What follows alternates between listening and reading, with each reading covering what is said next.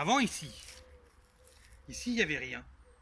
Il y avait juste une clairière, de la forêt partout autour, et au milieu de la clairière, un rocher fendu d'où coulait de l'eau, une source.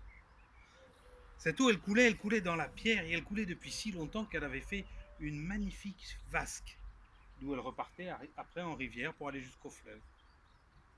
Et c'était si joli que c'était logique qu'il y ait une clairière. Tous les animaux y venaient s'abreuver à la vasque. Ils venaient y boire, le soir, le matin.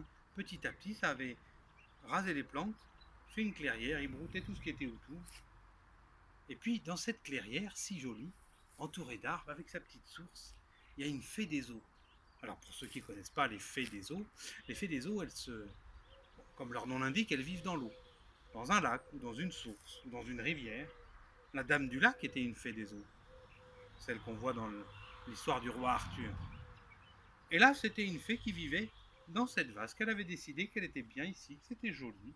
Elle s'y sentait bien, elle n'était pas loin du fleuve. Et elle vivait là tranquille, en harmonie avec la nature, jusqu'à ce qu'un chasseur, un peu perdu il faut le dire, arrive dans sa clairière. Il est arrivé, il a vu cette jolie vasque, cette jolie clairière, il a bu un coup et il s'est allongé pour faire la sieste. Et quand il s'est réveillé, juste à côté de lui, il y avait une fée des eaux qui le regardait et qui le trouvait si beau, si doux, si aimable, qu'elle s'était penchée vers lui, qu'elle avait presque envie de l'embrasser. Alors, lui, il a ouvert les yeux, il a vu cette fée si belle, si lumineuse, si éblouissante, et il n'a pas résisté. Ses lèvres se sont tendues et ils se sont embrassés. C'était un coup de foudre. Un coup de foudre, mais sans les nuages, sans la foudre, un coup de foudre ici même. Peut-être le premier coup de foudre de cette histoire.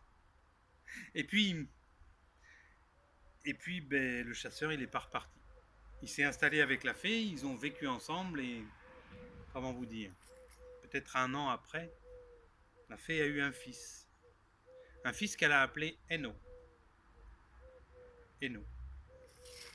Et puis ce fils a grandi. Et le jour de ses 1 an, le chasseur lui a souhaité un bon anniversaire à son petit, mais il a aussi dit que sa maison lui manquait, que sa famille lui manquait, que ses amis lui manquaient, et qu'il partait.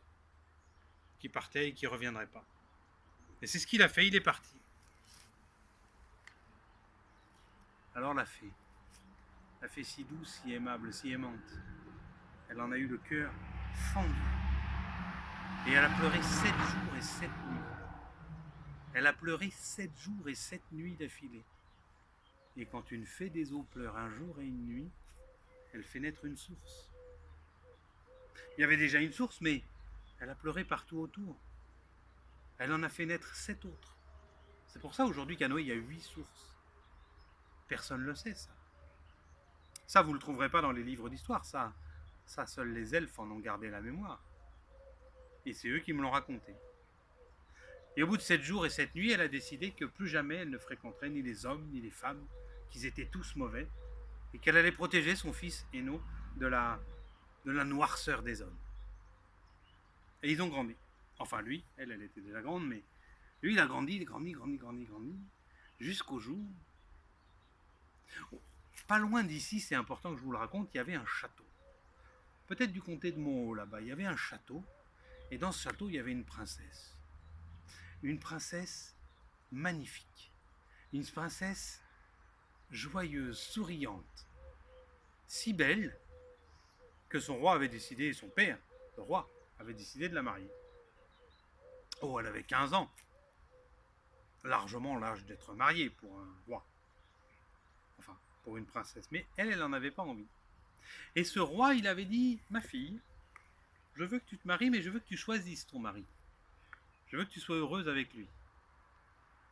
Donc je vais envoyer des gens partout dans le royaume chercher les prétendants. Les prétendants viendront ici et tu devras les recevoir tous les matins jusqu'à ce que tu choisisses celui que tu prendras pour mari. L'après-midi, tu seras libre de faire ce que tu veux, comme aujourd'hui, te promener, tisser, chanter, ce que tu veux. Mais le matin, tous les matins, je veux que tu reçoives tous les prétendant qui se présente. Et elle a dit d'accord. Et dans sa tête de princesse, elle s'est dit, je vais développer une stratégie. Je vais tous les repousser. Et pour ça, elle avait pris l'habitude, au premier coup d'œil, de trouver un défaut chez ses prétendants. Alors le premier se présentait, gentil, beau, aimable, et elle lui disait